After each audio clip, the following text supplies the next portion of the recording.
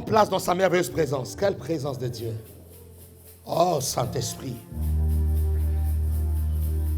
Oh Saint-Esprit. Dis avec moi, oh Saint-Esprit. Dis encore, oh Saint-Esprit. Dis encore plus fort que ça, oh Saint-Esprit. Waouh. Merci pour ta parole, Seigneur.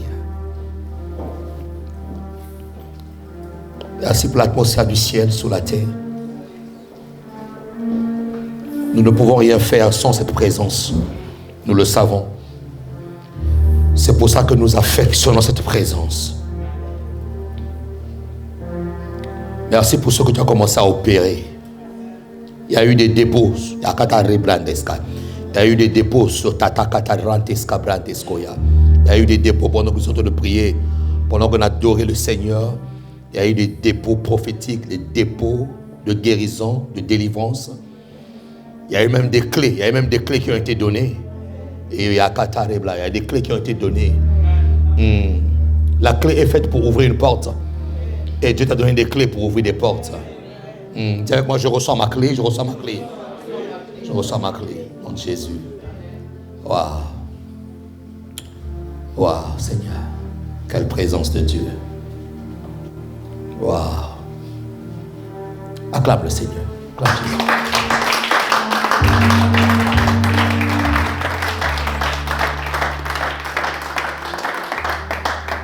Bénissons le Seigneur pour sa présence encore ce matin. Nous sommes très honorés d'être dans la présence de Dieu. Je bénis Dieu pour la violence que vous êtes fait ce matin malgré les problèmes de transport. Je sais qu'il y a des problèmes de transport. Mais tu t'es fait violence.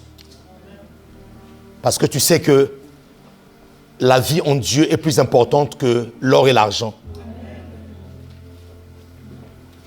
Et lorsque nous nous faisons violence de la sorte, malgré les problèmes autour de nous, Dieu sait répondre à un cœur qui est assoiffé. Jean-Baptiste précise dans le désert, ce qui est étonnant, c'est que les gens prenaient les hommes prenaient leurs femmes, prenaient leurs enfants, ils suivaient Jean-Baptiste dans le désert, allaient entendre la voix de Jean-Baptiste. Ils prenaient des ânes, ils partaient à pied dans le désert. C'est pour ça que Jésus-Christ leur pose la question, mais vous êtes partis vous faire quoi dans le désert là-bas? La soif va te faire traverser même des montagnes. La soif de Dieu va te faire traverser des situations, des montagnes, des déserts, parce que tu veux aller rencontrer ton Dieu. Et j'ose croire que ce matin, tu es déjà en train de le rencontrer. Oui. Parce que j'ai vu sa présence descendre ici, là. J'ai vu le souffle de Dieu souffler ici, là. Et je crois que, avant même que ma prédication même puisse sortir, frère, tu es déjà béni ce matin. Tu es déjà béni ce matin. Oui. Dieu a déposé un rafraîchissement. Vous voyez? Et Dieu me faisait comprendre qu'il y a des gens qui ont couru, qui sont fatigués. Ils avaient besoin d'un rafraîchissement. Voilà. Et Dieu t'accorde ce rafraîchissement-là. Au nom de Jésus. Tu vas te ressentir reboosté dans ta foi. Tu vas te sentir debout dans ta foi. C'est comme si on a renouvelé les cellules de ton corps. C'est comme si tu es passé dans un lifting spirituel. Et quand tu sors de là, tu es une nouvelle personne. Acclame pour la nouvelle personne que tu es ce matin.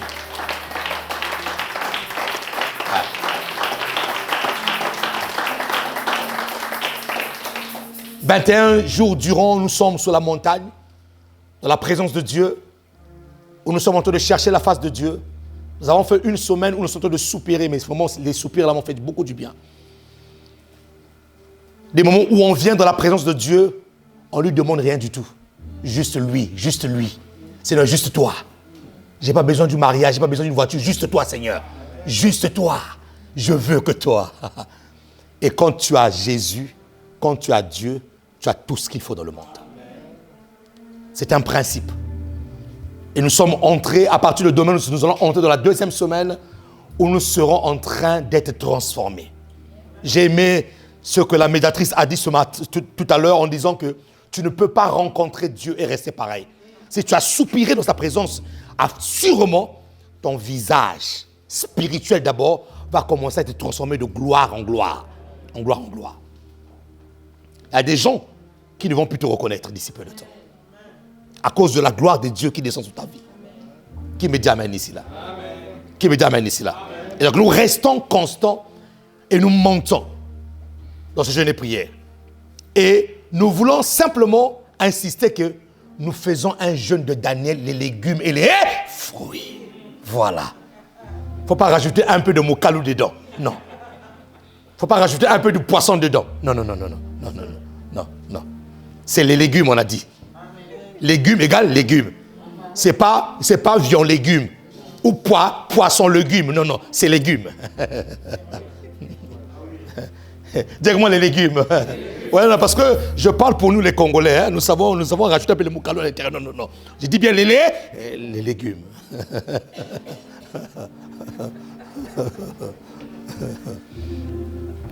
Qui peut acclamer le Seigneur ici là?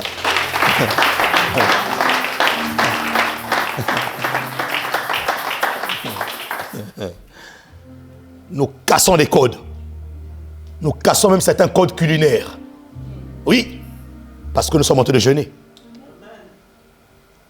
Je posais la question à une personne hier. Pourquoi est-ce que Dieu, lorsqu'il a créé l'homme, il n'a pas dit à l'homme de manger la viande? La nourriture qu'il a donnée à l'homme, c'était l'herbe verte, dit la parole de Dieu, et les fruits. Oh oh! Amen. Dieu n'a jamais dit à Adam de manger la viande, ni le poisson. Non, non, non. Je te donne l'homme, toi. Lisez la Bible. C'est la même Bible que nous lisons. Dieu dit, toi, Adam, tu mangeras l'herbe verte et les fruits. Ça, ce n'est pas mon message. Mais je vous parlerai plus tard pourquoi est-ce que l'herbe verte et les fruits. Qu'est-ce que ça fait à l'esprit? Qu'est-ce que ça fait à l'esprit? Et pourquoi est-ce que Daniel s'est privé de la viande et ne mangeait que les légumes? Pourquoi est-ce que Daniel a refusé les mains du roi, les poissons qui étaient sur la table du roi, la viande qui était sur la table du roi? Il s'est enfermé et dit, moi je mange que les légumes. Il est parti voir le cuisinier du roi. Il dit, pour nous, Israélites, fais-nous seulement des légumes. Mais qu'est-ce que les légumes? Qu'est-ce que la couleur verte fait dans l'esprit? C'est une révélation. Ouais. C'est pour ça que Dieu n'a pas dit, ne mangez pas la viande. Bon, maintenant, est-ce que le pasteur s'est fait en train de dire que maintenant on ne peut plus manger de la viande? Non, ce n'est pas ce que j'ai dit. Parce que lorsque nous venons dans le Nouveau Testament, il est écrit, ne déclarez pas impur ce que moi j'ai déclaré pur. Et que tout est sanctifié par la parole et la prière. Mais maintenant, seulement, comme nous sommes dans la Nouvelle Alliance, quand nous voulons manger les légumes et les fruits, c'est parce que nous voulons nous consacrer à un moment donné et c'est parce que nous voulons libérer notre esprit. Ah oui. Parce que cet aliment-là de l'herbe verte là et les fruits agissent sur l'esprit de l'homme. Ce n'est pas mon message, mais Dieu permettra que nous puissions en parler. Dis avec moi, je suis un vainqueur. Est-ce qu'il y a des vainqueurs ici là? Est-ce que les vainqueurs peuvent acclamer le roi des rois, le Seigneur des seigneurs? Très bien. Nous saluons notre famille qui nous regarde au travers de nos différents médias. Que Dieu vous bénisse abondamment. Alors si nous pouvons partager ce live massivement, parce que Dieu veut faire du bien à une personne. Bâtir son esprit de foi. Nous sommes en train de voir comment est-ce qu'on bâtit son esprit de foi. Et nous sommes en train de voir les fondamentaux. Pourquoi est-ce que je dois bâtir mon esprit de foi? Alors, première chose, nous avons dit beaucoup de choses, mais je vais souligner quelque chose de très important que nous avons dit. Une personne qui veut bâtir son esprit de foi doit considérer trois choses. Le témoignage de trois choses. Le témoignage de l'esprit, le témoignage de l'eau et le témoignage du sang. L'esprit, pourquoi? Parce que je suis né de l'esprit. Je suis né de l'esprit. Ceux qui sont nés de Dieu sont nés de l'esprit. Ceux qui sont nés de Dieu ne sont pas nés de la volonté d'un homme. Ce n'est pas une décision humaine. C'est une décision spirituelle. Une décision surnaturelle. Ta naissance est une naissance spirituelle. Qui me dit amen?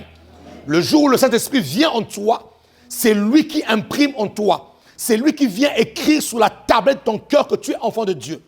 Et en tant que chrétien, tu dois avoir ce témoignage-là, que je suis un enfant de Dieu. Et donc, pour avoir un esprit de foi qui agit puissamment, tu dois être conscient que je suis un enfant de Dieu. L'Esprit de Dieu crie en moi, m'atteste. L'Esprit de Dieu atteste à mon esprit que je suis un enfant de Dieu. Si tu n'as pas l'attestation du Saint-Esprit sur ton esprit que tu es un enfant de Dieu, alors tu vas échapper à beaucoup de réalités spirituelles qui doivent normalement se manifester dans ta vie. Pourquoi? Parce que toute chose est d'abord spirituelle avant qu'elle soit physique ou naturelle. Les choses viennent d'abord du surnaturel, ensuite elles se manifestent dans le naturel. Et donc, tu dois être conscient de ton identité d'abord surnaturelle pour que cette identité surnaturelle puisse avoir de l'impact sur la nature, sur la terre des hommes. Qui me dit amen ici là? Et donc, le témoignage de l'esprit est très important. Même lorsque tu veux agir, même lorsque tu veux prier pour la maladie, même lorsque tu veux prier pour ton travail, tu dois être conscient que tu es un enfant de Dieu. Je parlais à un frère qui me disait un jour, pasteur, je n'ai pas le choix. J'ai dit, si tu as le choix, en tant qu'enfant de Dieu, nous avons toujours le choix. Nous ne devons pas accepter que le monde nous impose les choses alors que nous avons un royaume. Quelqu'un ne peut pas dire amen ici là. Nous avons un royaume. Nous sommes des citoyens célestes habitant sur la terre des hommes. Qui me dit amen? Et donc, je disais à ce frère, il y a certains langages qui doivent être bannis de notre vocabulaire. Le langage du genre, je n'ai pas le choix. Si tu as le choix, quand tu dis que tu n'as pas le choix, tu viens de te mettre une limite. Tu viens d'interdire la main de Dieu d'agir dans ta vie à toi. Qui me dit amen ici là? Il faut dire que j'ai le choix. Dis-moi, j'ai le choix. Et quelque temps après, le frère, on lui a changé de position. Et je lui ai rappelé ça. Je lui ai dit, écoute, tu as vu, la position a changé parce que tu as commencé à comprendre que tu as un choix. En tant qu'enfant de Dieu, si tu ne veux pas de cette position-là, tu changeras de position. Oh, qui me dit amen ici là? Et ça passe par la conscience que je suis un enfant de Dieu. Que je ne suis pas n'importe qui. Le fils prodigue, dans le livre de Luc 15, la Bible déclare, ayant demandé son héritage auprès de son père, est parti dilapider ses biens. Mais lorsqu'il s'est rendu dans une condition de pauvreté, de difficulté, la Bible déclare, ayant entré en lui-même. L'expression ayant entré en lui-même, ça veut dire quoi? Sa conscience a commencé à fonctionner. Il s'est dit que mais non, comment est-ce que moi, dont le père était un roi, je peux être en train de manger avec les pourceaux? Impossible. Il dit, je retournerai. Je retournerai. Pourquoi il a dit je retournerai? Parce qu'il s'est rendu compte que non, il s'est dit que je suis conscient que non, j'ai un père qui est un roi. Donc, être un enfant de Dieu n'est pas un slogan. C'est une position qui doit être affirmée. Qui me dit amen? Tu dois affirmer ta position. Il y a des postes au travail que tu dois refuser. Pourquoi? Parce que ça ne correspond pas au standing. Parce que ça ne correspond pas au standing de Dieu pour ta vie. Il y a des choses pour lesquelles il y a des maisons que tu dois refuser. Parce que ça ne correspond pas au standing là où un enfant du roi doit dormir. Il n'y a pas d'amen ici là. Donc tu as le choix. C'est que moi j'ai le choix. Parce que je suis enfant de Dieu. Et ça, l'esprit doit te l'attester, frère. Lorsque tu es en face d'une situation, l'esprit doit t'attester que tu n'es pas n'importe qui. Qui me dit amen? Et ensuite, l'eau rend témoignage. L'eau, c'est la parole. Lorsque tu écoutes la parole, cette parole doit rendre témoignage de toi que c'est la vérité. Que ce que tu entends là est la vérité. Parce que la parole n'est pas la parole d'un homme. Ce n'est pas la parole du pasteur Symphorien. C'est la parole de Dieu. Et cette parole était au commencement. Elle a créé toutes choses. Donc quand tu écoutes la parole, ou quand tu lis la parole, quand tu rumies la parole et que tu médites la parole, tu dois croire que cette parole-là est la vérité. En fait, lorsque tu lis la Bible, il faut que tu puisses avoir la conviction que ce que Dieu a dit là est vrai. C'est le témoignage de la parole. Et ensuite, troisième chose pour laquelle tu dois te rendre compte pour bâtir l'esprit de foi, c'est qu'on appelle ça le témoignage du sang. Le sang de Jésus-Christ a coulé, premièrement, pour te purifier. C'est le sang de Jésus-Christ qui t'a rendu saint. Et je faisais la différence ici hier à l'école biblique entre le péché comme étant un état, comme étant une disposition et comme étant un acte. Nous les enfants de Dieu, Le péché n'est pas un état. Nous sommes nés dans un état de péché. Romains 3, 23 dit quoi? Car tous ont péché et ont été privés de la gloire de Dieu. Toute personne qui naît dans un état de péché, à cause du péché originel que nous avons eu de la part d'Adam. Maintenant, lorsque tu entres dans l'alliance de Jésus, l'alliance du sang de l'agneau te purifie. À travers le sang de Jésus-Christ, Dieu te voit saint. Qui me dit amen ici là? Et tu dois être conscient que je suis un saint de Dieu. Tu n'es pas saint le jour où tu meurs, où on te canonise. Non. Dès l'instant où tu dis oui à Jésus, le Saint-Esprit vient pour te sanctifier. C'est pour ça qu'on l'appelle Saint-Esprit. Oh! C'est pour ça qu'on l'appelle Saint-Esprit. Maintenant, pour celui qui est devenu saint, le péché n'est plus un état, le péché devient un accident. Je ne pêche plus parce que j'ai envie de pécher ou parce qu'il y a une force en moi qui me pousse de pécher. Non, je pêche par accident, par erreur. Qui me dit amen ici là? Voilà. Et c'est là où la Bible déclare que 7 fois le juste tombera, 7 fois il se relèvera. Parce que le péché dans lequel il est tombé par erreur n'enlève pas en lui sa sainteté. Qui n'est pas acclamer le Seigneur ici là? Ça n'enlève pas en toi ta sainteté. C'est l'état de péché qui enlève la sainteté. Mais l'accident du péché n'enlève pas la sainteté. Relève-toi là où tu étais tombé, essuie tes vêtements, continue et marche. Qui peut acclamer le Seigneur? Marche! Marche! Marche! Marche! Qui me dit amen? Donc tu dois être conscient que la Bible déclare, Apocalypse 12, qu'ils l'ont vaincu à cause du sang de l'agneau. Ils l'ont vaincu à cause du sang de l'agneau. Et je prophétise sur ta vie que le sang de Christ continue à parler sur ta destinée. Ça continue à parler. Il y a des combats que tu n'arrives pas à livrer, mais c'est le sang qui livre pour toi. Pendant que tu dors, il y a des envoûteurs qui viennent. Il y a des sorciers qui viennent. Il y a des conspirations sataniques et démoniaques qui viennent. Mais lorsqu'il voit le sang de Jésus-Christ sur ta tête, il dit intouchable. Qui peut acclamer le sang de Jésus-Christ ici là? Oui.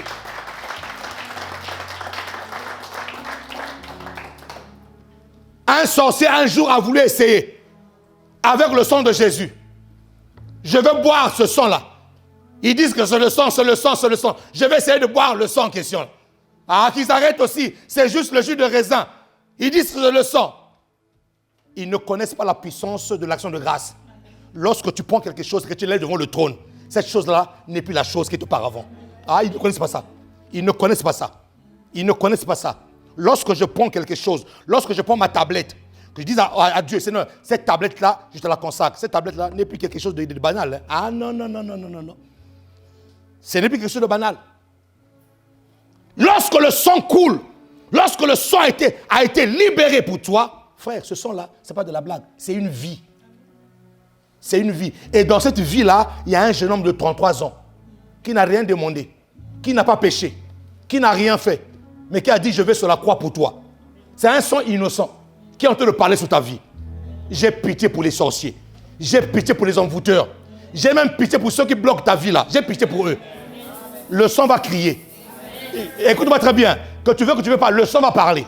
Le sang parlera. Le sang parlera. Le sang parlera. 3 choses doivent rendre témoignage. 3 choses. L'esprit, l'eau et le sang. Lorsque tu veux bâtir un esprit de foi, tu dois être conscient de ça. Lorsque tu veux bâtir un esprit de foi et aller au combat, et aller combattre les démons, tu dois être conscient que le sang parle pour moi. Oui. Ne sois pas comme les chrétiens qui sont peureux, ils chassent les démons, ils fuient. Au nom de Jésus, non de Jésus, non de Jésus. Lui-même il a peur. Mais non, non. La peur là prouve que tu n'es pas conscient que le sang parle pour toi. Tu n'es pas conscient. Tu n'es pas conscient. Qui me dit amen? Maintenant suis. Dis à ton voisin, nous allons plus loin. Jésus a dit quoi? Bon, d'abord, donne-moi notre verset clé. 2 Corinthiens.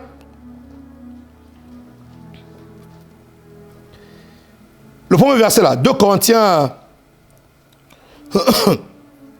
4, verset 13. 2 Corinthiens 4, verset 13. Dis quoi? Waouh, Seigneur.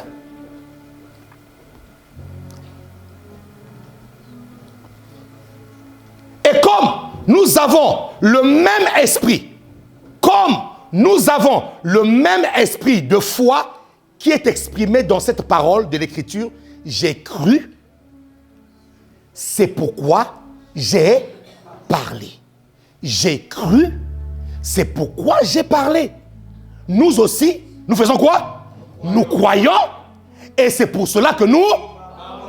Donc, arrête de parler si tu n'as pas la foi. Je vais éviter à beaucoup de chrétiens qui vont dans la prière, qui font 3 heures de prière en train de prier sans pourtant croire à ceux qui sont en train de prier. Et il sort de là, il est content. Hein? Ah, j'ai beaucoup prié. Vraiment, Dieu est bon.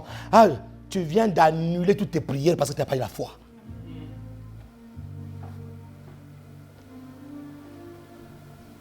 Et la Bible déclare, nous avons le même esprit de foi.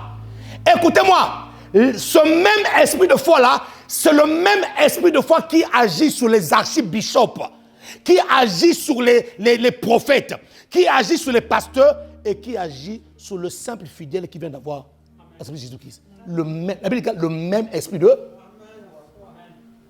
Le pasteur Stéphane n'a pas un esprit de foi plus supérieur que l'esprit de foi que tu as. Non, le même esprit de foi. C'est avec le même esprit de foi que lorsque nous croyons, nous parlons. Et nous avons dit, d'après Apocalypse 6.2, que l'arc du vainqueur était sa bouche. Et que la flèche qui sort de l'arc, ce sont des paroles de foi. Frères et sœurs, tu n'as pas idée comment est-ce que tes paroles peuvent changer le monde.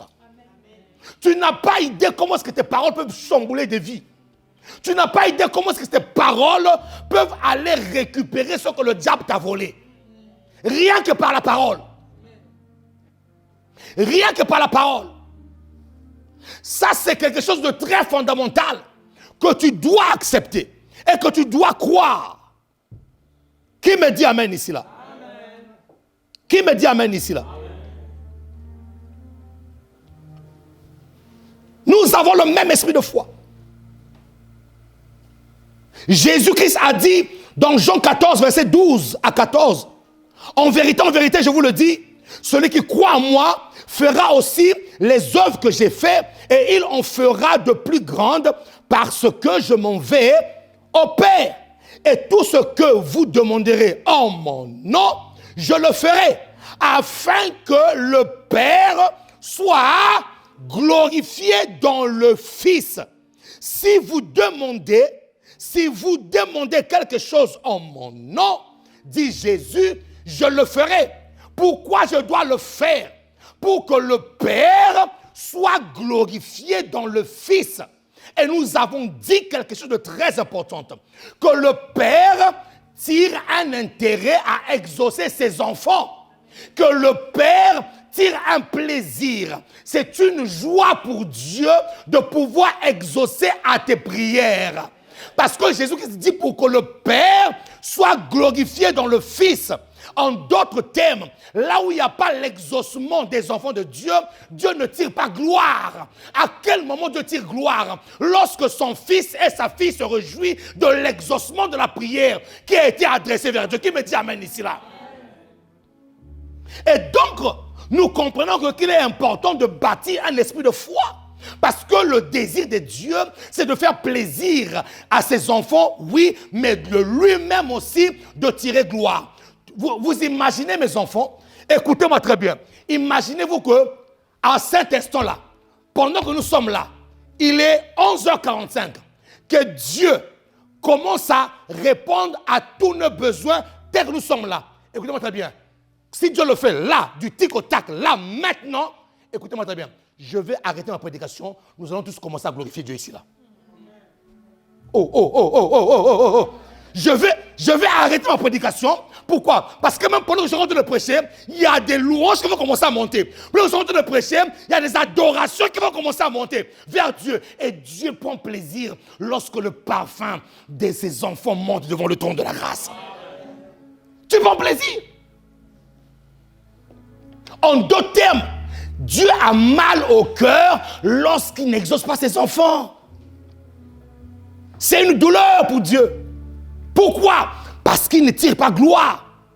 Dis avec moi, d'où l'importance de bâtir un esprit de foi. Voilà. Écoutez, quel est le miracle le plus grand devant Dieu? Vous le connaissez, non? Dites-moi, quel est le miracle le plus grand devant Dieu?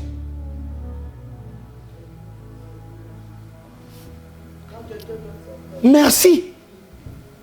Hey, le plus grand miracle devant Dieu, ce n'est pas qu'un paralytique marche. Hein? Non, non, non, non, non, non, non, non, non, non. Le plus grand miracle devant Dieu, ce n'est pas qu'un cancer puisse sortir de l'utérus d'une femme ou des seins d'une femme. Non!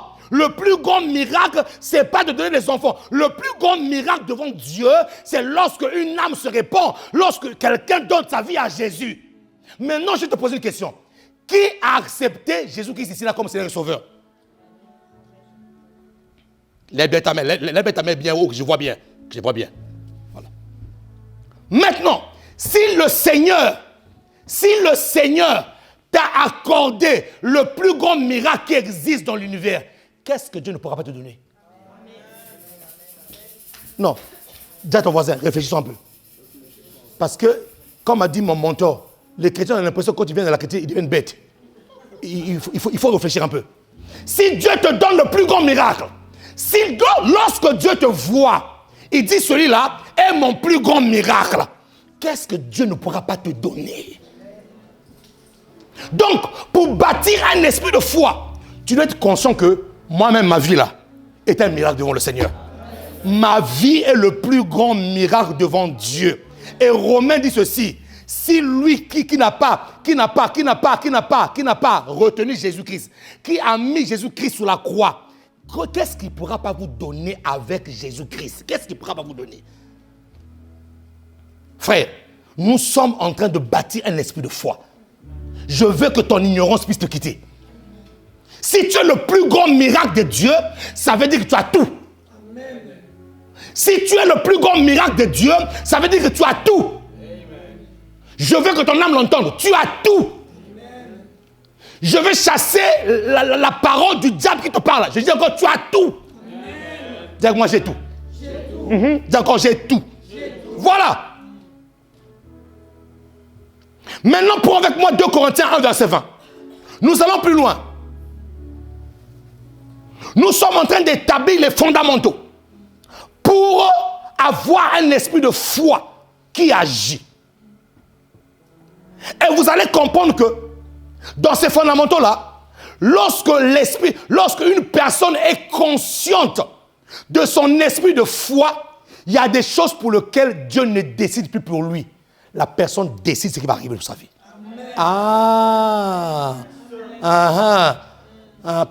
Attends. Continue à attendre. Tu vas vieillir. Continue à attendre. Lorsque une personne est consciente de l'esprit de foi, je le répète, il y a des décisions, ce n'est pas Dieu qui va le prendre. C'est toi qui dois décider.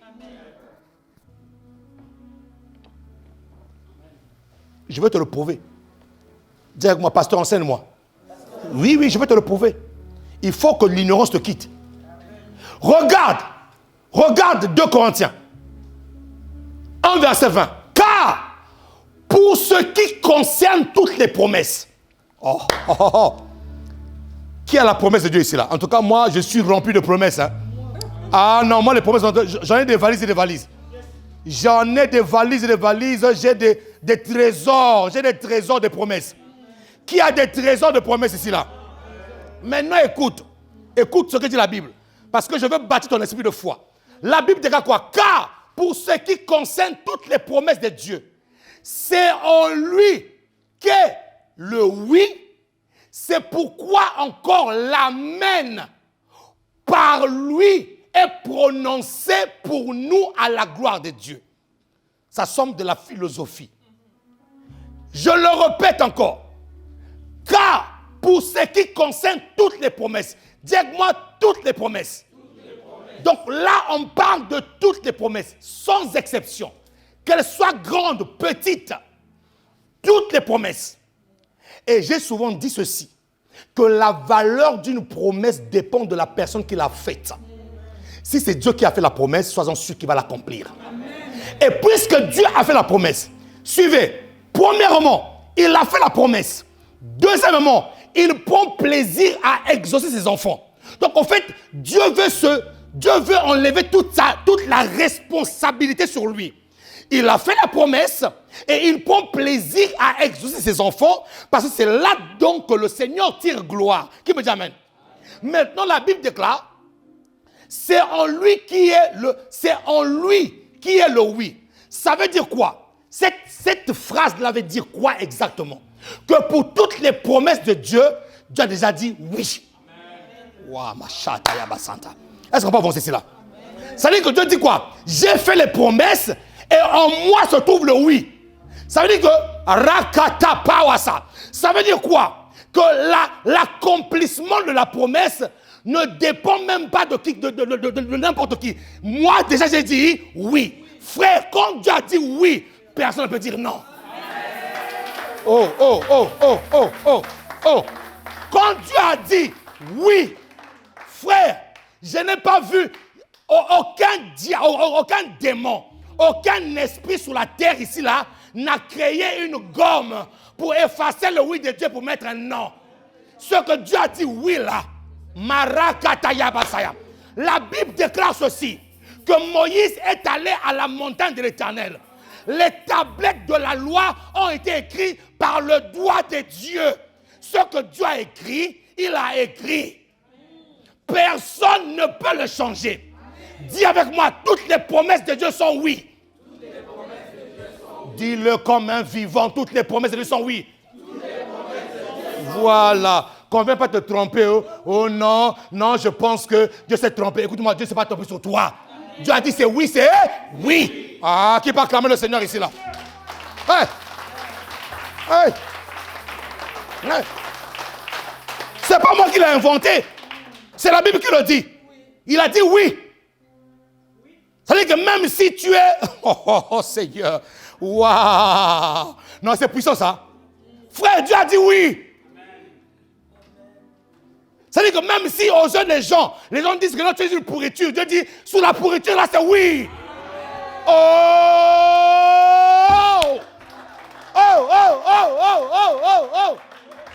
Même si tu sens les bêtes, comme David de la bourse, Dieu a dit oui. Même si tu as un visage qui n'est pas épousable, Dieu a dit oui. Il a dit oui, frère. Il a dit oui. Et quand il a dit oui, c'est oui. Aucune conspiration ne peut changer ça. Aucune. Et il faut que tu le crois. En ce qui concerne toutes les promesses de Dieu, en lui est le oui. En lui. Oh Seigneur, je veux que tu comprennes ça. En lui est le oui. Ça veut dire qu'il ne changera pas ça. Dis encore oui. Dis encore oui. Dis oui. Dis oui. Dis encore oui. Donc, Dieu enlève sa responsabilité. Il dit ça ne me concerne plus. Parce que moi j'ai dit oui. Et la Bible déclare qu'aucun iota de la parole ne sera enlevé. Le iota est le plus petit i de l'alphabet grec. Donc, Dieu dit même pas une petite lettre ne va être enlevée. C'est que j'ai dit oui là, c'est oui. Comme a dit Pilate, lorsqu'il a écrit sur la plaque de Jésus-Christ, roi des Juifs. Les Juifs, les religieux sont venus dire non, Pilate, enlève ça, ce n'est pas un roi. Pour nous, ce n'est pas un roi. Pilate a dit ce que j'ai écrit. Ce que Dieu a écrit sur ton sujet, il a écrit. Voilà. Ce que Dieu a écrit sur ton sujet, il a écrit.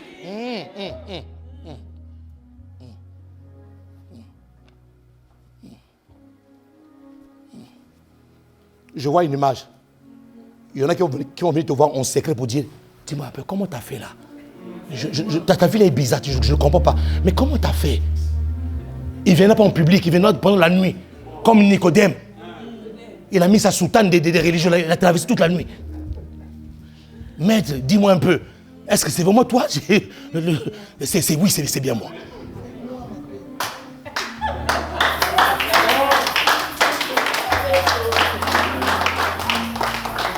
Il y en a qui ne le dira pas publiquement, mais il venait pendant la nuit.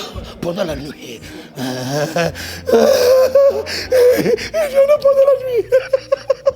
Il vient pendant la nuit. Là où tout le monde dort. Mais ce qui est le plus important, ce n'est pas que tout le monde dort, c'est qu'ils reconnaissent que non, c'est vrai. C'est ça qui est le plus important. En lui est le oui. Toutes les promesses de Dieu en lui est le oui. Personne ne peut le changer. Maintenant sur la parole, la Bible déclare, c'est en lui qui est le oui, c'est pourquoi encore l'amen. Dis-moi l'amen.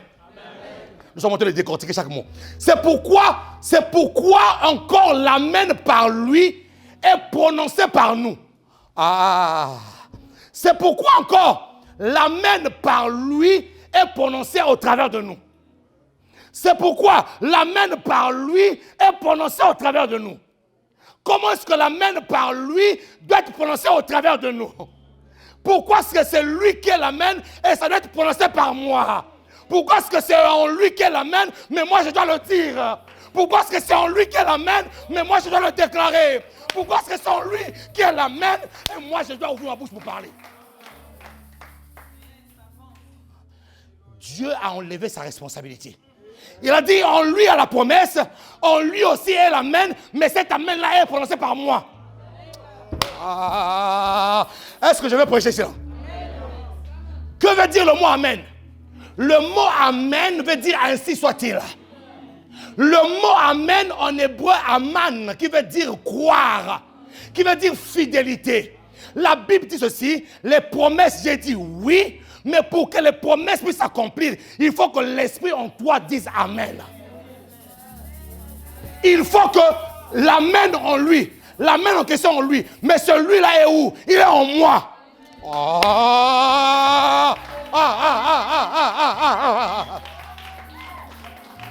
L'amen est en lui. Au fait, la fidélité est à lui. La foi que je dois manifester est en lui. Mais celui-là, il est où? Il est où? Il est où? Il est où? S'il est en toi, donc ce n'est pas lui qui va ouvrir ta bouche. C'est à toi d'ouvrir ta bouche.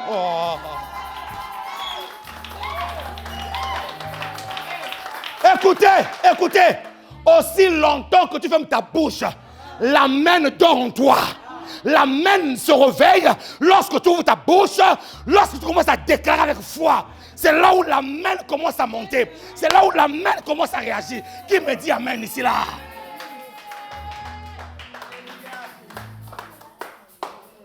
Dis à quelqu'un, on est en train de bâtir l'esprit de foi. On est en train de bâtir l'esprit de foi. On bâtit. Les promesses. Lui, il a dit oui.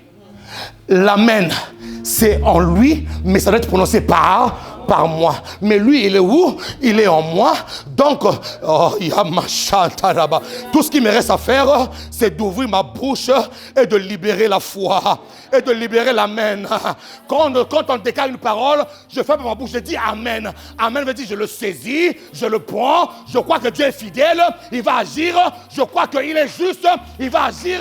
Je dois dire amen. Est-ce que quelqu'un peut me dire amen ici là? Plus fort que ça, amen. Voilà.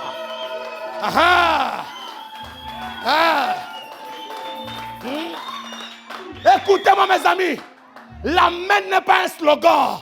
L'amen est une parole qui libère la foi. L'amen est une parole qui libère des paroles de puissance. Quand je dis amen, je te dis ces paroles-là sont à moi, elles vont s'accomplir. Même si elles tardent, la promesse dit à Habakkuk, je resterai à mon poste et j'attendrai que l'amen vienne sur moi. Ouais.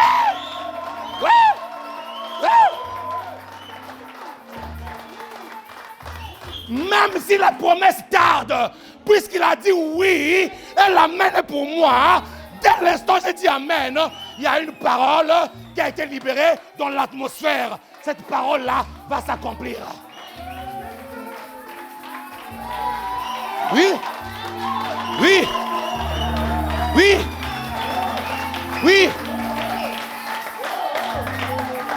Et la Bible déclare quoi? Ésaïe 55 dit quoi? Que la parole de Dieu ne retourne pas à lui sans avoir accomplir ce pour laquelle elle était envoyée. Donc quand je dis Amen, je libère la parole, je dis, cette parole-là ne retournera pas. Non, non, non, non, non, non. Non, non, non, non, non. Non, non, non, non, non. Elle ne retournera pas. Dès l'instant où j'ai dit Amen, elle ne retournera pas sans effet. Pourquoi? Parce que Dieu attend la gloire. Il veut se glorifier dans le Fils. Donc il faut que la parole retourne en forme de résultats. Dis avec moi, je bâtis mon esprit de foi. Je bâtis mon esprit de foi. Il faut que la parole remonte. Il faut que la parole remonte. Donc aussi longtemps que l'amen ne s'est pas accompli dans ta vie, cette parole ne remontera pas. Pourquoi? Parce que Dieu doit tirer gloire. Il faut que Dieu se glorifie dans le Fils. Il faut qu'il se glorifie dans le Fils. C'est ce qu'il attend. Les promesses sont oui. L'amen en lui, c'est nous qui le prononçons. En d'autres termes, Dieu ne dira pas amen à ta place. Pourquoi? Parce que lui, il sait déjà que la parole est vraie. Ça va s'accomplir. Donc c'est à toi de dire amen. Le mot amen veut dire je crois. Veut dire Dieu est fidèle. C'est-à-dire quand je dis amen, je dis Dieu est fidèle. Toutes les fois qu'il y a une parole prophétique qui est libérée sur ta vie, quand tu dis amen, tu veux dire Dieu est fidèle. Acclame Jésus.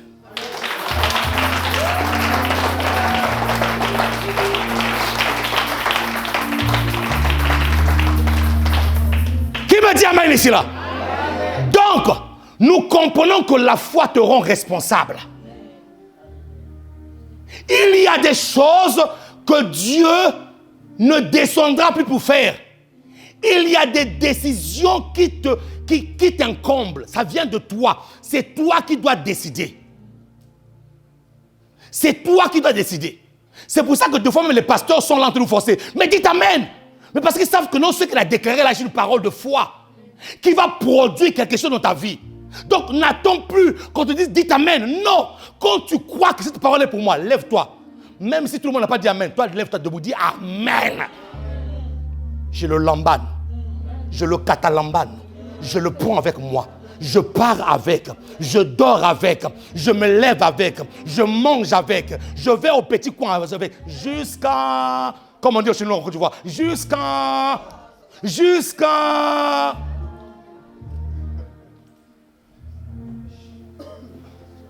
la valeur d'une promesse dépend de la personne qui l'a faite.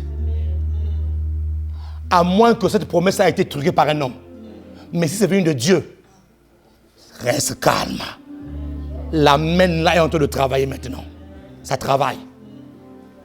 La foi te responsabilise. Tu deviens responsable. Tu deviens responsable. Dis avec moi, je deviens responsable. La foi te rend responsable. Écoutez bien, cette phrase-là, elle est très importante. La foi te rend responsable de tous les issues de ta vie. La foi te rend responsable de tous les issues de ta vie. Je vais répéter cette phrase. La foi te rend responsable de tous les issues de ta vie. En d'autres termes, Dieu a enlevé sur lui toute forme de responsabilité.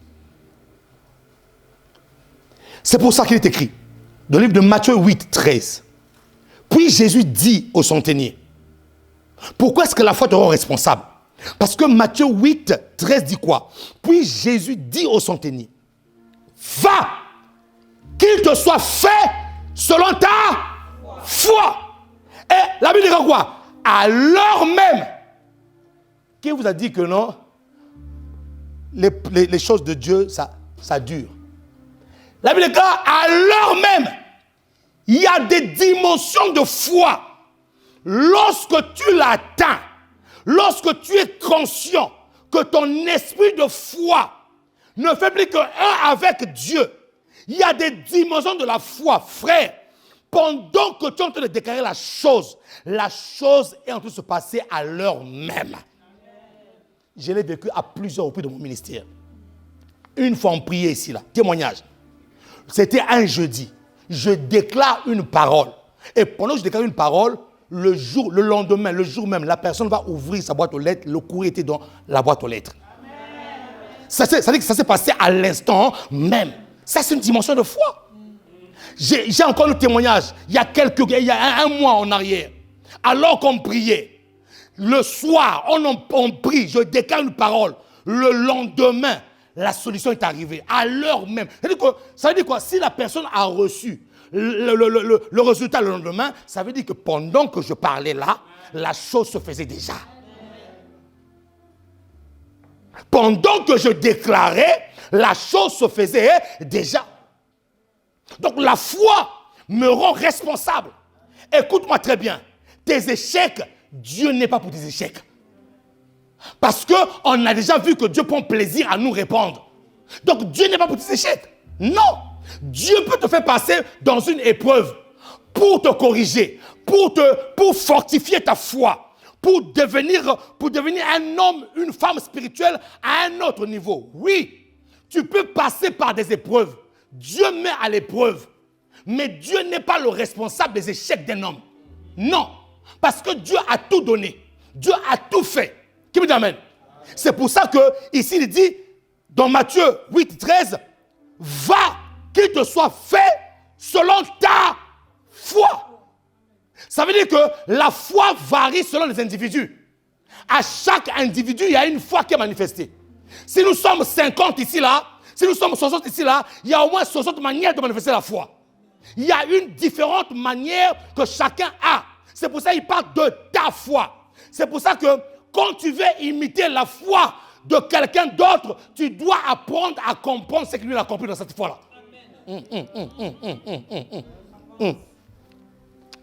Un jour, un frère voit un évangéliste qui en lui avait le don de foi pour guérir les fous. Il arrive ce jour-là, évangélisation, il prend un fou, take it. Frère, le fou devient normal, la conscience revient, tout revient. Il a dit non, frère, la foi que j'ai moi pour monter 100 mètres, c'est pas la même foi que toi tu as peut-être. Toi peut-être ta foi c'est pour monter seulement 50 mètres. Oh, maintenant pour monter 100 mètres, tu dois comprendre quels sont les secrets que j'ai compris moi pour avoir l'endurance et monter 100 mètres. Pourquoi est-ce que beaucoup échouent, même dans les prières qu'ils font? Parce qu'ils veulent imiter les autres comme des moutons de panurge. Sans pourtant comprendre les secrets qu'eux ils ont compris pour manifester ça. Ils n'ont pas compris ça. Et lui dit, tout pouvoir m'a été donné dans le ciel, sur la terre et sous la terre. Jésus-Christ a dit dans le livre de Marc 16, 17, 16, voici les miracles qui accompagneront ceux qui auront cru. Écoutez-moi très bien, il ne s'agit pas seulement de dire la parole. Non. Voici les miracles. Lui aussi, il n'est pas allé chercher son fou. Il va chercher son fou. Mais sauf que le fou là, il était plus fou que l'autre fou là. Il est écrit, voici les miracles qui accompagneront ceux qui auront cru en mon nom. Ils chasseront les démons. Il a cité avec foi. Écoutez-moi très bien, la foi, ce n'est pas la tomblote. Ça va se dire, la foi. Non. Il y a des gens qui opèrent dans une grande foi, ils sont très calmes. Très calmes. Les gens qui opèrent dans une très grande foi, ils sont très calmes. Ils ne parlent pas beaucoup, généralement, ces gens-là. Ils sont très calmes. Il prend le fou. Take it. Le fou le regarde. Take it. Le fou le regarde. Un moment de le fou, on a eu mal. Tu m'as fait des take it qui n'ont pas marché, mais moi, je te donne un take it. Take it. Frère.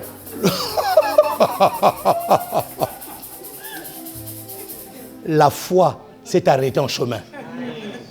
Comme les fils de Séva. La foi s'est arrêtée en chemin. Il s'agit de ta foi. Écoutez-moi très bien. Quand tu commences, si tu sens un battement dans ton cœur, que Dieu veut te donner ce que moi j'ai eu, écoute, et l'humilité va demander. Amen. Quel est le secret que tu as utilisé pour avoir cette foi-là, pour dépasser cette montagne-là? Ouais. On est en train de parler un jour avec notre mentor. Et il y en a un qui pose la question. Il dit, papa, dis-moi un peu. on prie tous sur les finances. Mais montre-nous un peu quelle est la foi que tu sois pour les finances. Il a rigolé, il dit oui. Il dit, non, oui, l'argent, mais toi, tu as une particularité. Quel est le secret? En fait, comment tu fais? Quelle est la foi que tu utilises pour que les finances viennent vers toi? Et il a dit, très bonne question. Parce que toutes les fois n'opèrent pas pareillement. Ah oui. Ah oui. Toutes les fois n'opèrent pas pareillement, ouais. Toi, tu vas dire, ah mais lui, il a beaucoup d'argent, il ne sait pas comment il fait, nous sommes tous enfants de Dieu, l'or et l'argent appartiennent de Dieu, allez, on va le faire. Non. Dans chaque foi, il y a une connaissance. Dans chaque foi, il y a une connaissance. Dans chaque foi, il y a une connaissance. La foi de cet homme, Jairus, c'était quoi? Seigneur, ne te déplace même pas pour venir prier pour mon serviteur. Moi-même, écoutez sa foi, mon ami. Je veux te bâtir l'esprit de foi. Écoutez sa foi. Moi-même, je suis un haut cadre, je suis un officier de l'armée. Quand je dis à mes subalternes, viens ici, il vient. Pars, il part. Waouh! Quelle analogie, quelle comparaison. Je dis à un officier, viens, il vient.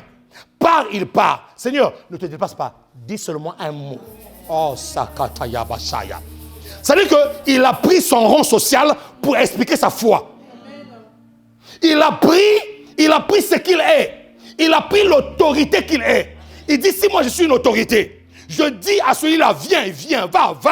Alors, toi qu'on appelle le roi, toi qui fais des miracles partout là, même ta parole a la puissance.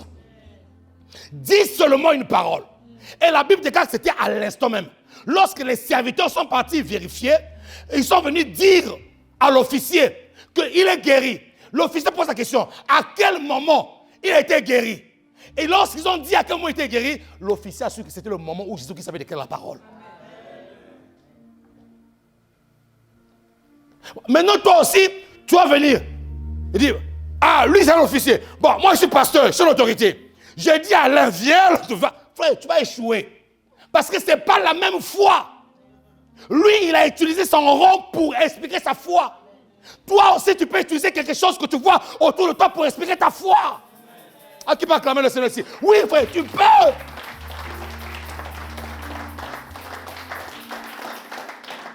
Donc, la foi te rend responsable. La mort de ce serviteur-là dépendait de lui. Il allait mourir. C'est pour cela, je répète ma phrase que je viens de dire. La foi te rend responsable de tous les issues. De tous les issues de ta vie. De toutes les portes de ta vie. Elle te rend responsable. Lorsque une porte est fermée, arrête d'accuser Dieu. Arrête d'avoir des boucs émissaires. Non, c'est à cause de mon grand-père. Non, c'est à cause de ma grand-mère. Laisse la grand-mère tranquille. Même si tu as été envoûté à X exponentiel, je ne sais pas, 10. Si tu as la foi,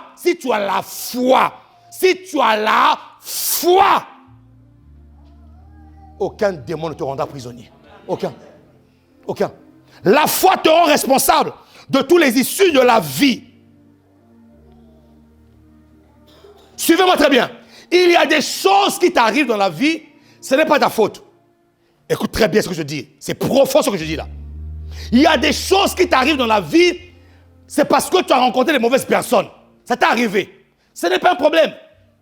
Il y a une pauvreté qui peut t'arriver dans ta vie, c'est parce que tu es né dans une famille qui n'a pas assez de moyens. Ce n'est pas un problème pour Dieu. Dieu ne consulte pas ton présent pour affecter ton futur. Non. Il ne consulte pas ni ton passé pour affecter ton futur. Non.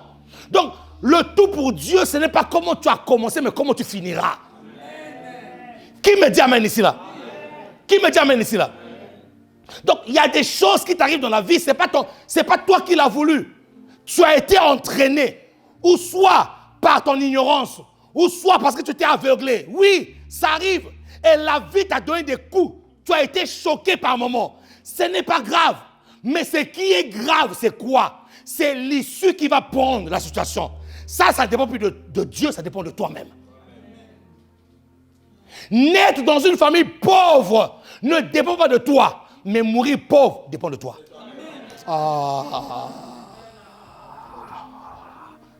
Né dans une famille où on mangeait sur les feuilles de bananier, ce n'est pas un problème. Il est né dans les tables. Mais même dans les tables dans lesquelles il est né, avec les moutons qui disent bé, bé, il était un roi. C'était un roi.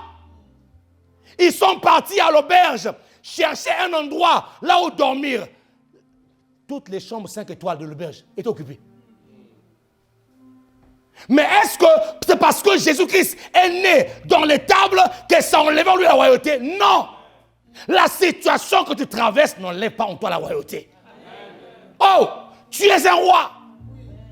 Donc, les problèmes qui t'arrivent dans la vie, il y a des problèmes qui ne dépendent pas de toi. Tu es en train de les subir, mon ami. Ce n'est pas un problème, mais l'issue, la porte qui doit prendre la situation dépend de toi-même.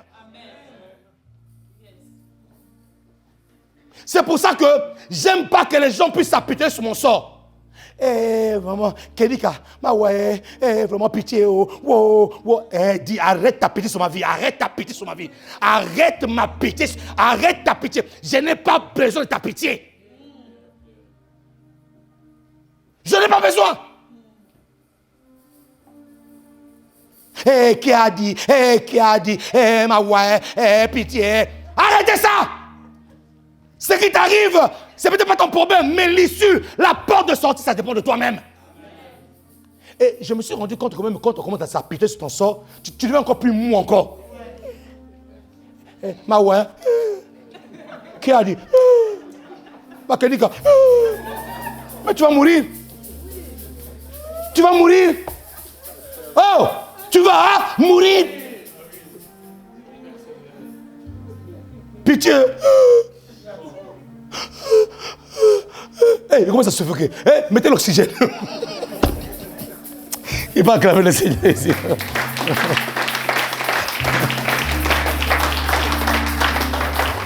N'acceptez jamais qu'une personne s'apitoie sur ton sort. Aide-moi si tu veux m'aider. Mais ne me ramène pas ta pitié. Parce que la pitié est un climat qui est désagréable devant Dieu. Ça crée des trucs bizarres. Même ta foi aura du mal à se libérer. Pourquoi? Parce que tu viens d'avoir une personne qui compatit à ta pitié, qui dit nous sommes entre nous. Non. C'est pour ça qu'il faut faire attention avec les fréquentations. Accompagne-toi des gens qui te tirent vers le haut. Pas ceux qui te crassent, qui te ramènent vers le bas. Non, il faut les fuir. Tu as le droit de choisir tes amis. Tu as le droit de choisir des personnes qui vont entrer dans ta destinée. Tu as le droit. Arrêtez-moi vos sentiments bizarres là, qui n'ont rien à voir avec la chrétienté. Dieu nous demande d'être bon, pas d'être gentil. Il y a une différence entre la gentillesse et la bonté. Oh! Oh! Quand tu vois une personne qui n'est pas dans ta destinée, il faut l'écarter, il n'y a pas de problème. Qui me dit amen ici là? Donc arrêtez de ramener la pitié. Oh ma ouais, qui a dit? Non! Il n'y a pas de qui a dit.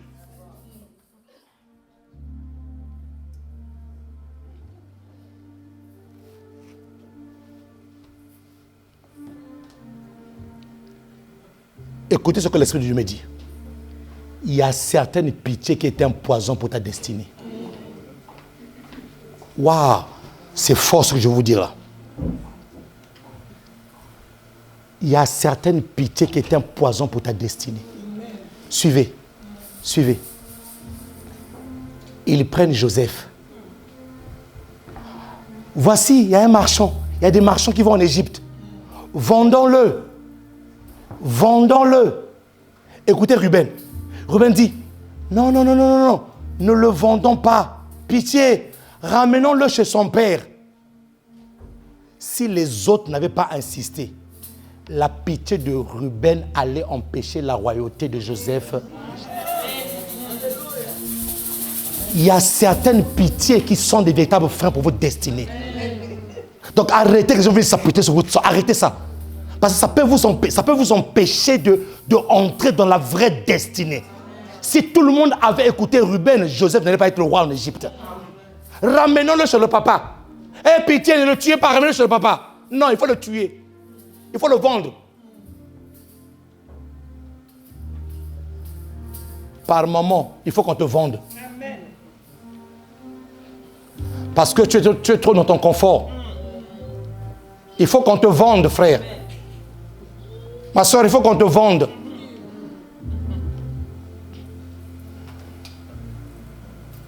Ce qui t'arrive, ce n'est pas ton problème. Mais l'issue du problème dépend de toi, frère. Ça dépend de toi. Ça ne dépend pas de Dieu. Non. J'ai été dans un engrenage, d'accord. J'ai fait une erreur, d'accord. Mais la porte de sortie de ce problème-là, ça dépend de toi-même.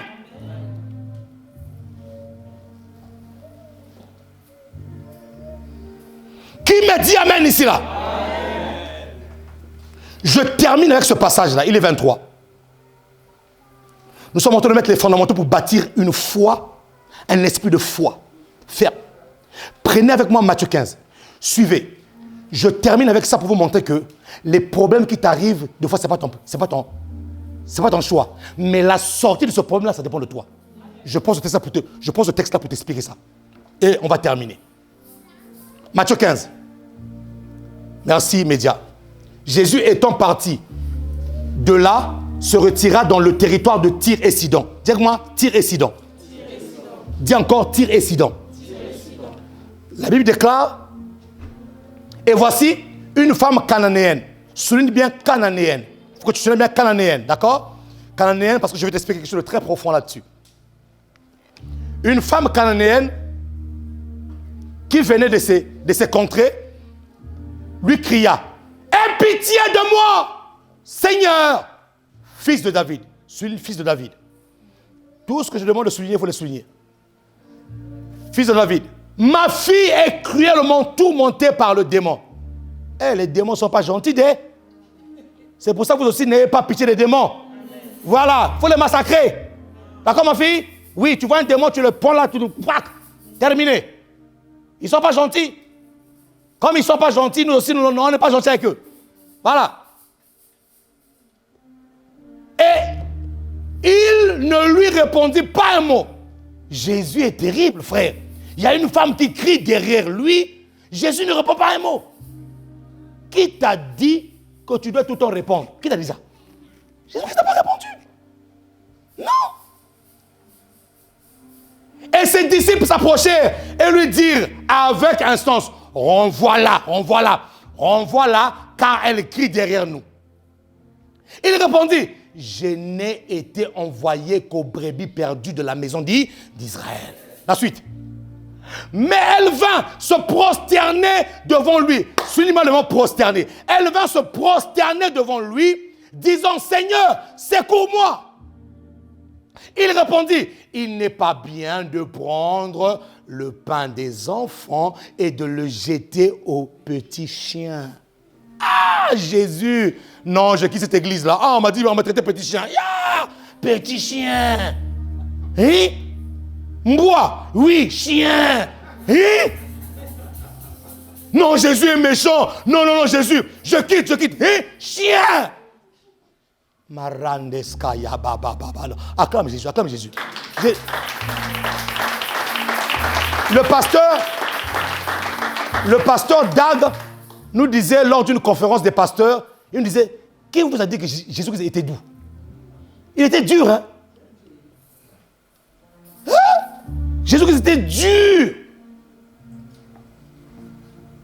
Donne-moi la suite. Oui, Seigneur, dit-elle, mais les petits chiens. Donc, elle se reconnaît petit chien. Mais les petits chiens mangent les miettes qui tombent de la table de leur maître. Alors Jésus lui dit, femme, ta foi est grande. Waouh, femme, ta foi, hein, elle est grande. Femme, ta foi est grande. Qu'il te soit fait comme tu veux. Et à l'heure même, sa fille fut guérie. Parole du Seigneur. Bon, écoutez-moi très bien. Il est 12h25. On revient sur ça dimanche prochain ou je continue? Non, ne dites pas juste pour faire. Hein, parce qu'on m'a déjà fait beaucoup de rappels. Tu finis toujours, tu commences à guignoter maintenant de 5 minutes, 10 minutes, tu commences à guignoter. Tu guignotes. Toi, avec ton Saint-Esprit-là, tu guignotes. Le problème, c'est ça. Est-ce que je peux continuer ou je m'arrête là? Non, soyez vrai.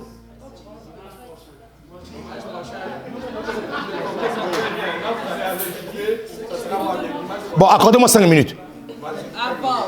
Hein? 10? Bon.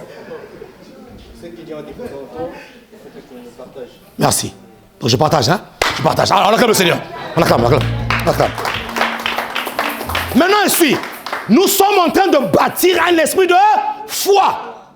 La Bible déclare qu'il arrive dans le territoire de Tyr et Sidon. Alors, avant d'aller plus loin, je veux que tu prennes la parole de 1 Roi 11, verset 1. Je vais t'expliquer rapidement. 1 Roi 11, verset 1. Nous dit quoi? Merci, Média. Le roi Salomon aima beaucoup de femmes étrangères, outre la femme de Pharaon, des Moabites. Salomon, dis-moi, Salomon. Des Ammonites, dis encore, Salomon. Des Édomites, dis encore, Salomon. Des Sidoniennes, dis encore, Salomon. Des Étiens, dis encore, Salomon. Salomon. Salomon. C'est pour ça que beaucoup de chrétiens aujourd'hui maintenant ont l'onction de Salomon. Des femmes de ministère à gauche et à droite. Des femmes de maison et 2 femmes et 4 femmes de ministère dehors. Ils disent que l'onction de Salomon est descendue sur eux. Quelle bêtise, quelle niaiserie, que Dieu nous délivre de ces choses-là. Parmi ces femmes, il y avait des Sidoniennes. Et la Bible déclare que Jésus-Christ arrive dans le territoire de Tyr et Sidon. Sidon, c'est Sidonienne. Les habitantes de Sidon s'appellent des Sidoniennes. Et là, dans cette contrée de Sidon, elle rencontre une femme. Une femme qui vient derrière elle en train de crier. Aie pitié de moi, ma fille est cruellement malade. Jésus n'a pas répondu. Pourquoi est-ce que Jésus n'a pas répondu? Parce que c'est une Sidonienne. Les Sidoniennes n'avaient pas d'alliance avec Dieu. Ils étaient des peuples qu'on appelle des gentils. Oh Seigneur, c'était une Sidonienne. Mais une Sidonienne qui avait la connaissance. C'est pour ça que je dis que la foi c'est. L'esprit de foi c'est. Il y a une dimension de foi que tu vas atteindre par la connaissance. Parce que tu sais, cette femme savait. Ah, qui va acclamer, qui va acclamer, qui va acclamer cela? Qui va acclamer? Je vais te démontrer pourquoi est-ce que cette femme savait. D'abord, elle vient vers Jésus-Christ, elle crie, Jésus, fils de David. Qui t'a appris que celui-là est fils de David? Qui t'a appris que celui-là est fils de David? Frère, tu es fils de David. Je vois une onction de ça sur ta vie. Terrible. Tu vois ceux qui t'ont connu hier là, ils vont plus te connaître d'ici 3 mois. 1, 2, 3. Ils vont plus te reconnaître. Et je comprends pourquoi tu as dit, papa, c'est qui t'a partagé la partage, c'est pour toi maintenant. Oui, c'est pour lui, c'est pour lui. C'est pour lui. C'est pour lui. C'est pour lui. Je veux te démontrer pourquoi est-ce que cette femme connaissait. Jésus, fils de David. Femme, qui t'a appris qu'il est le fils de David? Pourquoi? Parce qu'elle a lu dans l'histoire que l'une de ses grand-mères était femme de Salomon. Parce que Salomon a connu plusieurs femmes. Qui est Salomon? Salomon est le fils de David. Salomon est le fils de David. Donc parmi ses aïeuls, il y avait une Sidonienne qui était sortie avec le roi Salomon. Donc le roi Salomon leur avait expliqué, nous de nos descendants, on est de la lignée des rois. Et d'ailleurs, il a été prophétisé que le Messie viendra par nous. Elle connaissait. Pourquoi? Parce que certainement, Salomon a eu à expliquer l'histoire de sa famille à ses femmes. Pourquoi est-ce qu'ils ont détourné Salomon de son Dieu? Parce que ces femmes-là, ils ont ramené leur Dieu. Et certainement, ils connaissaient l'histoire d'Israël. Dis-moi, l'esprit de foi, c'est. Voilà. Frère, tu as atteint un niveau où tu agis plus pour agir. Quand je dis un paralytique, lève ton marche. Je sais pourquoi je dis lève ton marche. Oui, oui, oui. Il faut atteindre cette dimension-là. Comme un jour, je me suis tourné et dit, toi, t'es guéri. Hein? T'es guéri. C'est l'esprit de foi. L'esprit de foi, c'est. On va plus loin. Dis-moi, on va plus loin pour terminer. Dis encore, on va plus loin pour terminer. La Bible déclare qu'elle était sidonienne, donc elle connaissait l'histoire de David, elle connaissait l'histoire de Salomon. Et elle savait que le fils de David, il y a un roi qui devait naître au travers de cette lignée-là. Et comme elle a entendu parler de ce que Jésus-Christ avait fait, et que il y a des endroits où déjà on proclamait Jésus-Christ comme étant roi. Il dit certainement, l'histoire que ma grand-mère, qui était l'une des femmes de Salomon, là est vraie. Cette histoire doit être vraie. Et lorsque Jésus-Christ arrive en Sidon, il remarque qu'il y a une femme qui crie derrière lui, fils de David. Jésus-Christ ne lui répond pas. Pourquoi? Parce que Jésus-Christ, plus loin, il dit que j'étais venu d'abord pour les brebis perdues de la maison d'Israël. Donc, je n'étais pas d'abord venu pour des gentils. Je n'étais pas d'abord venu pour des païens. D'abord pour Israël. D'abord pour Israël. C'est pour ça qu'il est né juif. Pourquoi? Parce qu'il est venu pour Israël. À quel moment le Jésus des Juifs est devenu notre Jésus à nous? Lorsqu'il est mort, ressuscité, nous tous sommes en même temps entrés dans le clan des enfants de Dieu. Avant la résurrection de Jésus-Christ, on n'était pas les enfants de Dieu. Non, non, non. Le certificat qui nous a donné le droit d'être enfants de Dieu, c'est la mort et la résurrection de Jésus-Christ de Nazareth. Qui me dit amen ici là? Donc Jésus-Christ ne la répond même pas. Et les disciples viennent de dire, mais maître, il faut la renvoyer. Elle nous presse là. Elle crie derrière nous. Il faut la renvoyer. Jésus-Christ dit, j'étais venu pour les brebis perdues. Donc ça veut dire qu'elle là, il faut la laisser. Mais écoute, ce qui arrivait à cette femme-là, est-ce que c'est elle qui avait créé ça? Non, ce n'est pas elle qui avait créé ça. Mais l'issue de sortie dépendait d'elle. L'issue de sortie dépendait d'elle. Même si et cette dame-là, qu'est-ce qu'elle a fait? Je vais vous expliquer Sidon. Sidon, ils avaient un dieu. À Sidon, ils avaient un dieu. Leur principal dieu était Eshman. Eshman était le dieu de la guérison. Donc cette femme-là savait que nous, en tant que Sidoniens, nous croyons à la guérison. Nous, les Sidoniens, nous croyons parce que notre dieu principal est un dieu de la guérison qui s'appelle Eshman. Eshman est le dieu de la guérison qui était vénéré à Sidon.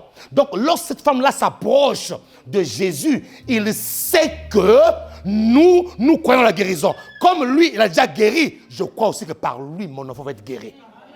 Le problème qui est arrivé, ça ne la regardait pas. Ce n'est pas à cause d'elle. Mais l'issue de sortie dépendait d'elle. L'issue de sortie dépendait d'elle. Maintenant, qu'est-ce qu'elle fait? Je termine. Lorsqu'elle rencontre Jésus, frère, la première chose, avant elle criait. Lorsqu'elle criait, Jésus n'a pas répondu. Lorsqu'elle parlait, Jésus n'a pas répondu. Mais lorsqu'elle s'approche de Jésus, avant d'élever sa voix, elle se prosterne. Elle se prosterne parce qu'elle sait que dans leur divinité, pour que leur divinité puisse agir, il faut lui ramener une offrande. Or, l'adoration est une offrande du cœur. Et lorsque cette femme s'est prosternée, elle a arrêté le cortège de Jésus. Ce qui t'arrive, ce n'est pas ton problème, mais l'issue de sortie dépend de toi-même. Lorsqu'elle s'est prosternée, parce qu'elle sait que pour qu'une divinité puisse agir, il faut une offrande. Pour que Dieu puisse pardonner le monde, il a fallu que Jésus-Christ puisse être cloué à la croix. Sans l'effusion de sang, il n'y a pas de pardon de péché. Donc elle était consciente. L'esprit de foi sait. Elle savait que pour toucher Jésus-Christ, il faut se prosterner. Pour arriver, même si je n'ai pas d'alliance, oh Seigneur, même si je n'ai pas d'alliance avec Israël, même si je suis une Cananéenne, même si je suis une païenne, ce n'est pas un problème. Mais quand je connais respecter le protocole, le train de Jésus-Christ va s'arrêter devant moi. Elle a respecté le protocole. Maintenant, suivez Jésus. Suivez Jésus. Jésus dit, il n'est pas bon de prendre le pain des enfants et de le donner aux petits chiens. Pourquoi petits chiens? Les enfants ici, c'est qui? Les enfants ici, c'est Israël. Parce que Jésus-Christ était venu, la parole de Jésus-Christ était d'abord pour Israël. Donc, il est en train de dire, la parole qui est le pain de vie, Ce n'est pas bon de le donner d'abord aux petits chiens. Donc ma parole d'abord est d'abord pour Israël. Maintenant la femme dit, maître, même les petits chiens mangent les miettes qui tombent. Ça veut dire quoi, Seigneur? Même, attends, serre Israël en premier, c'est pas grave. Mais même les petits bouts qui tombent à la table là, moi la petite chienne, je viens de prendre ça. Ça veut dire que mon miracle à moi n'a pas besoin du gros pain. Mon miracle à moi a juste besoin des petits miettes qui tombent sur la tête. Mon miracle à moi n'a pas besoin d'un gros morceau de pain. Mon miracle à moi a besoin juste de petits, de miettes. Même si je suis une petite chienne, c'est pas grave. Je veux laper par terre et prendre les petites miettes. Les petites miettes là, c'est cela qui va apporter ma guérison. Cela me suffit, les petites miettes là. Qui me dit amen? Et Jésus se tourne et dit, tu as une grande foi. Maintenant imaginez, des petites miettes. Les petites miettes ont transformé sa vie à une grande foi. Faites attention à tout ce qui commence petit. Amen. Faites attention à tout ce qui est insignifiant, qui n'a pas de forme. Derrière ça, une grande chose. Amen. Faites attention, faites attention. Faites attention à cela. Des petites miettes qu'elle avait, Jésus qui se tourne vers elle dit, tu as une grande foi. Et la Bible déclare, à l'instant même, sa fille fut guérie. Répète après moi. Ce qui m'arrive parfois dans la vie n'est pas de ma faute. Mais l'issue de sortie dépend de moi. Elle n'était pas dans l'alliance, mais elle a forcé l'alliance. Elle n'était pas dans l'alliance, mais elle a respecté le protocole. Et ce protocole-là, par la foi, lui a permis de pouvoir guérir sa fille. Et si elle attendait que Jésus-Christ puisse ressusciter des morts pour guérir sa fille allait mourir. Elle a forcé les choses. Il y a des moments où il faut forcer des choses. Pas forcer pour forcer, plus ou moins. Je force. Forcer avec des principes de Dieu. Quand tu sais forcer avec les principes de Dieu, mon ami, même si Dieu n'allait pas s'arrêter son chemin, Dieu va s'arrêter. Jésus ne partait pas pour elle. Jésus partait autre part. Mais le cortège de Jésus qui s'est arrêté pour elle, qui peut acclamer le Seigneur de grâce ici là.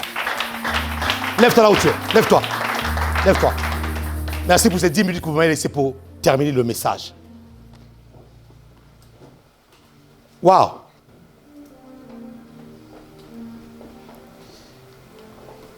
Quelqu'un est malade ici, là? Qui est malade? Toi, tu n'es plus malade. D'ailleurs, il faut que tu témoignes. Hein. Tous les jours, j'avais dit dans ta vie, chaque fois que tu vas aller chez les médecins, ça va commencer à changer tous les jours. Voilà, il faut que tu témoignes. Je sais de quoi je parle et je sais ce que j'ai vu. Ouais, frère, toi, tu n'es pas malade. Est-ce qu'il y a un autre malade ici, là? D'accord. Ah, nous sommes tous en bonne santé. Yes. Ouais, ça c'est une église qui respire. Garde tes mains levées. Père, merci pour ta grâce. Équipe de la Sainte Seine, approchez-vous déjà. Nous allons terminer. Waouh. Quelle présence de Dieu. Seigneur, merci. Garde tes mains levées là où tu es. Merci, Seigneur, de déposer sur la vie de ton peuple un esprit de foi qui est en train d'être bâti dans ta parole.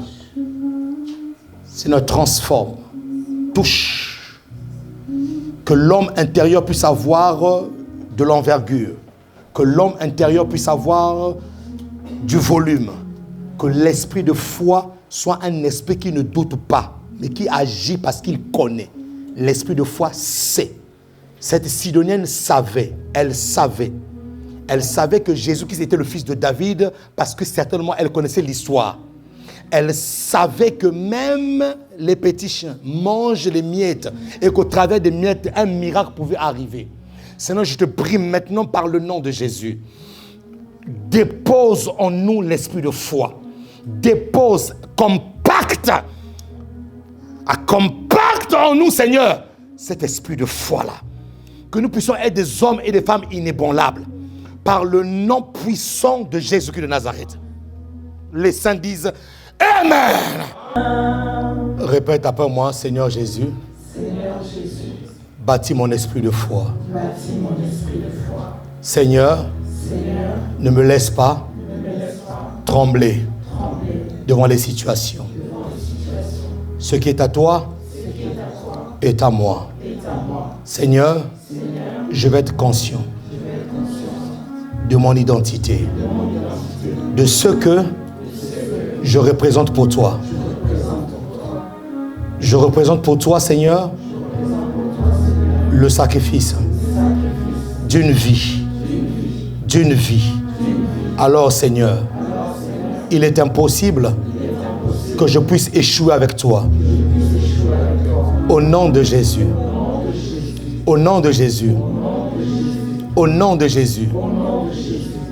Quand tu m'es levé.